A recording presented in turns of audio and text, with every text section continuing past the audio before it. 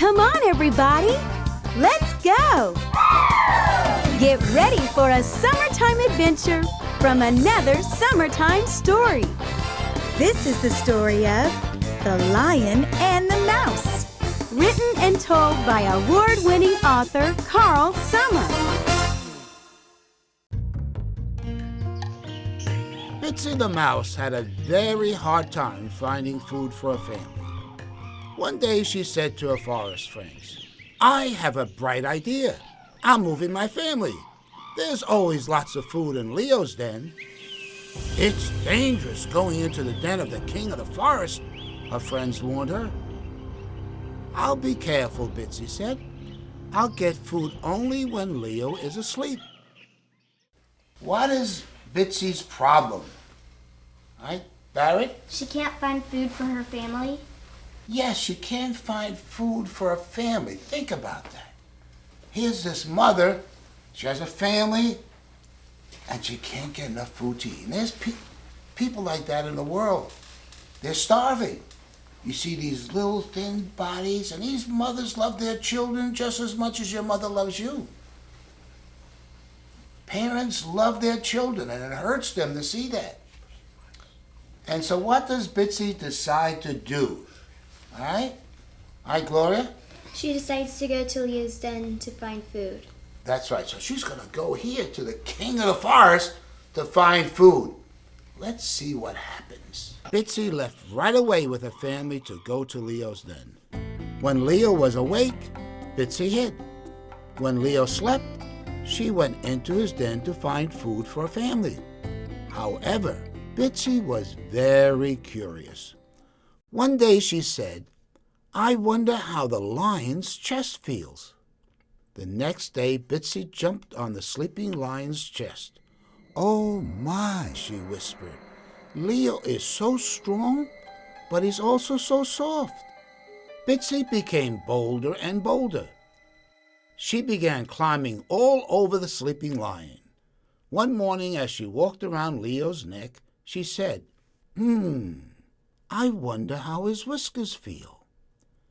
Bitsy softly walked to Leo's face and tenderly touched her whisker. Suddenly, Leo's eyes snapped open wide. Bitsy was now face to face with the king of the forest. Bitsy was curious.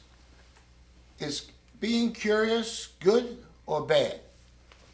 What do you think, Charity? I think it's kind of in the middle. Yes, there's a good time to be curious and a bad time to be curious. You know, there's some things that you know that are dangerous and harmful. You know, just like riding a bike. You're riding a bike, don't try to see how fast you can go down any hill. You know, you have to make sure you're going to stop that bike. If you have a skateboard, you just don't take chances with it and do all kinds of crazy things that you're liable to break your bones. You know, and sometimes children have a tendency to do foolish things. And parents say, be careful and ride your bike carefully and look both ways when you cross the street. Don't run and do dangerous things. And so what Bitsy is doing, she's going around, she's curious and just touching around and, you know, and all of a sudden she touches Leo's whiskers. Ah, boy, he wakes up. She's face to face with this king of the forest. And we're going to see what's going to happen to her. Leo roared. He was furious. He grabbed Bitsy. "How dare you enter my den?" He held Bitsy by her tail over his open jaws. "Please let me go," Bitsy begged. "If you let me go, one day I'll return the kindness and help you. I promise." Leo laughed and laughed. "You will help me? How could someone so small ever help me? I'm king of the forest." Why is King Leo laughing? Yes, Sophie? Because he was thinking how someone that small could help him. Yes. Leo is laughing because he can't imagine how such a small animal like this little mouse could help him. He's the king of the forest. He's big and he's mighty. No way could something so small help me. Listen to what I'm going to say to you boys and girls, and also to dads and moms who are watching this. All right? Many times, boys and girls and men and women tie chains around their neck, saying, I can't do this here. It's impossible. Let me tell you, now I've written these storybooks, and we have now won over 40 awards of them. Parents' Choice and Teacher's Choice and all kinds of awards. You can go on our website and look at them if you like to. But you know, my parents came from Germany. They spoke German at home and I spoke English. And I can't recall having any books, hardly any books in our house. I can't recall my parents reading to me or taking me to the library. But all of a sudden one day I decided I'm going to write a book. This was my first book, Schools in Crisis, Training for Success or Failure. Now I was not that good in English, but when I decided to write, I studied writing. I picked up books. I've examined those who really were like master teachers. One of the persons I looked at was Jesus because he was a storyteller. He told all kinds of stories. And he had tremendous success. I looked at other writers and I looked at books that sold a lot. What were they doing? Why were these books selling so many? And so I started to write children's books. So you learn to listen and don't tie it, oh, well, not me, I can't do this here. Oh, no, not me. Look at my race. Look at my background. Look at where my parents come from. No, you dream and dream big. Make something out of yourself. Please, begged Bitsie, if you save my life, one day I will help you. You cannot help me, said Leo, laughing. Then he put Bitsie in his paw. But since you made me laugh, and since you're such a small meal anyway, I'll let you go. Leo put Bitsie down and said, go. Thank you, Bitsie exclaimed. I will never forget your kindness. One day you'll be glad when I help you. Again the lion roared with laughter. Bitsie raced out of the den to her family. Then she took her family to live again with her forest friends. A few weeks later, some hunters wanted to catch a big lion by setting a trap with meat. As the king of the forest walked around searching for something to eat, suddenly he stopped. He lifted his nose and sniffed. He said, I smell something very tasty. Quietly, Leo followed his nose and sneaked up to the tree. When he saw the meat hanging from the branch, he exclaimed, oh, good! Today I don't have to go hunting. Leo jumped up and grabbed the meat. Snap! Suddenly, a big net pulled Leo high into the air. Leo was furious. I'm king of the forest, he roared. How dare anyone think he can capture me? Leo yelled, kicked, and pulled, but nothing happened. Leo was trapped. Knowing it was impossible to free himself, Leo roared, please help me! Somebody, please come and help me! How did Leo feel before he was caught in this trap? All right, Miles? He felt strong and powerful. Yes, Leo felt strong and powerful. Remember, he's king of the forest. And let me say something to you. You know, sometimes we think we're so smart that we don't have to listen to anybody else. And I've seen boys and girls the same way. They don't listen. They don't listen to their teachers. They don't listen to their parents. They don't listen to anybody. They're going to do what they're going to do. Let me tell you, you're going to wake up. And some boys and girls, when they grow up, and even when they're younger, they get into some very unpleasant circumstances because they didn't listen. Some of them will end up in jail. Some of them will be crippled for life because they do foolish things. Some will experiment with drugs and they start doing things. I remember one person that I worked with. He was a foreman of our shop. I used to talk about these smoking these coffin nails. He didn't listen to me. he just kept puffing away because it's poison for your system. It poisons your lungs.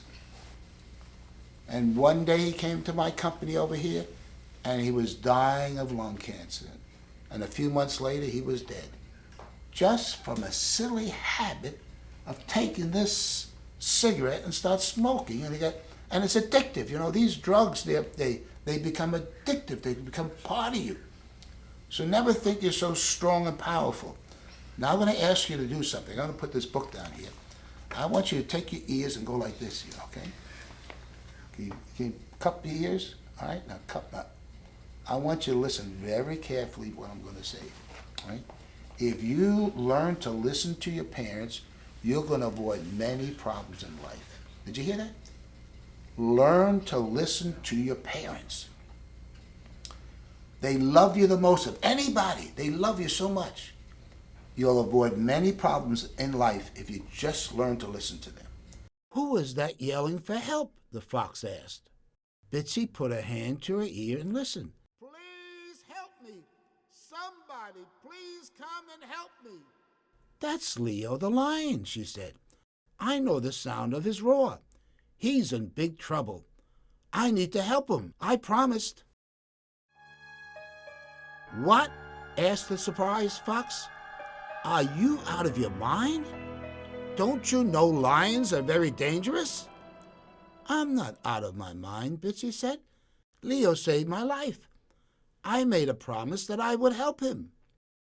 That lion is furious, the monkey warned. We're running away and hiding. Let's go, the fox yelled. The forest animals dashed in all directions to hide.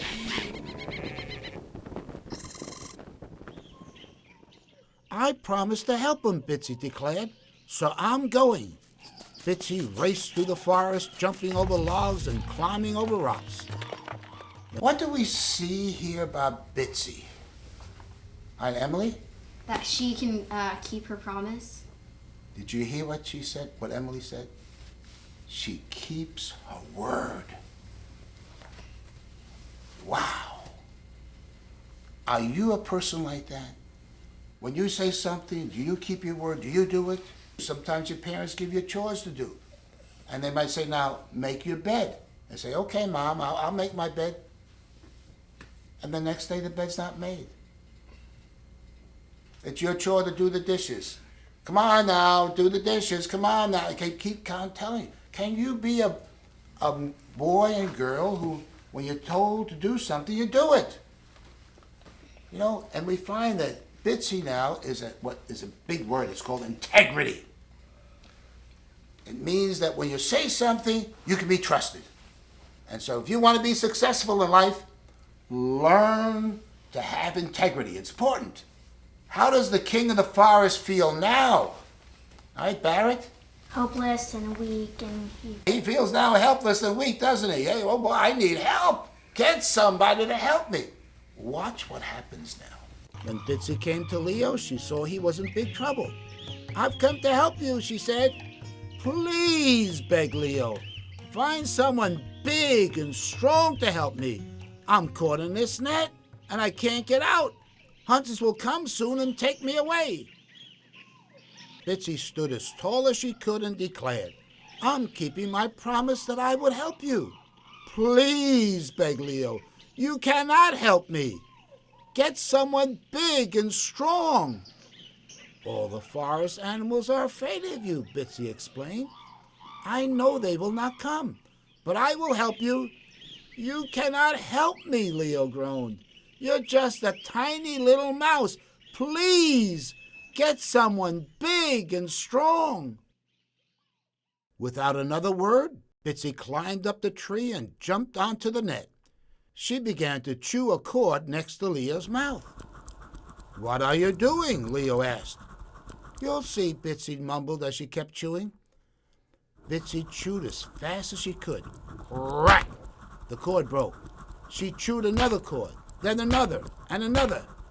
Leo could now get his mouth and nose through the hole. Leo became excited. Keep chewing, he said. Keep chewing. It's working. Bitsie's jaws hurt from chewing so much, but she was not going to stop. Then Leo heard hunters coming towards him. "Oh, no," Leo cried. "The hunters with guns are almost here. They will catch me. It's hopeless." How does King Leo feel now when he sees the hunters coming? All right, Nikki? Hopeless. It's hopeless. Don't bother anymore. It's hopeless. Watch what Bitsie does here. If you could just learn that lesson, to keep trying, to keep going, not to say, "Oh, I can't pass this test. I can't do this. I can't do this." You know, the people who are successful in life, they keep trying. Watch Bitsie. "Run away so they don't get you." "No," Bitsie said as she kept chewing. "I made a promise to help you, so I'm not giving up." "It's hopeless," Leo groaned. "Leave so hunters will not get you." "I'm going to keep trying," Bitsie said. Now Bitsie could see the hunters coming, but in spite of her hurting jaws, Bitsie chewed even faster. How did Bitsie feel here? All right, Garrett? Her jaws are aching. Yeah, her jaws are aching. She's sore in the mouth. You know, but she's going to keep on trying. She's going to keep on chewing. She made a promise, and she's going to help. I have another story like that. I've written A Little Red Train. Is a story also how the little red train wouldn't give up. You know, it's that trait of perseverance. You keep trying. You keep working at it. And that's what Bitsie is doing. She made a promise. She's going to keep on trying. "I will not give up," Bitsie said to herself. "I must return the kindness as I promised." Snap, ping, pop, cord after cord snapped. When the leader of the hunters saw the line was nearly free, he yelled, "Run as fast as you can to the net! We can't let that prize lion get away!" The hunters dashed to the net. Just as the hunters reached the net, Bitsie chewed the cord around Leo's neck. Snap! The cord broke. Leo gave a big kick and pushed as hard as he could. He broke free. Bitsie dove onto Leo's back. Bitsie held on tight to Leo's mane as he raced through the forest. Bitsie yelled, "Go faster, Leo! Go faster!" Leo ran as fast as he could to his den. He was so glad to be free again. When Leo got to his den, he said, "Thank you, thank you. I will always thank you for saving my life. And to think I laughed when you said you were going to help me someday. From now on, I will always be thankful for the small things in life. Besides, I want to thank you because even though you are small, you didn't let your smallness stop you from doing big things. Now I would be glad for you and your family to live with me and eat my food." "Thank you," Bitsie said. "We would love to stay in your den and eat with you." What did the king of the forest learn here? All right, Emily? In spite of your smallness, you can still help. Yes, in spite of your smallness, you can still help. He learned that even from small things, you can do big things in life. And so don't tie a chain around your neck. But notice what else King Leo did. What else did he do? I asked Gloria. He said thank you. He said, "Thank you for helping me." And I can't stress enough to learn to appreciate when people do things for you and learn to say thank you. It hurts me to see sometimes boys and girls and even adults, you give them gifts and they can't even say thank you. Be thankful. And that's why I write this in the storybooks. He really thanks Bitsie. "Thank you so much." And then he invites her, say, "Come on, you live with me now. I want to feed you the rest of your life and bring your family over here." And so he was so appreciative for what little Bitsie, who he dreamed would never help him, but he learned a very powerful lesson. So don't ever think that you can't accomplish big things. Then Leo picked up Bitsie and said, "To think I once said, you are too little to help me. You may be little, but you're a big, big champ." From that day on, whenever Leo had food in his den, he, Bitsie, and her family ate happily together.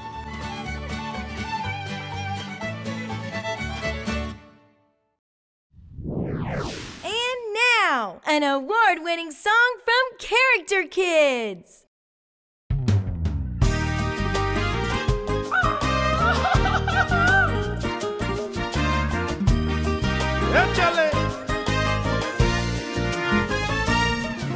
When I commit, I follow through.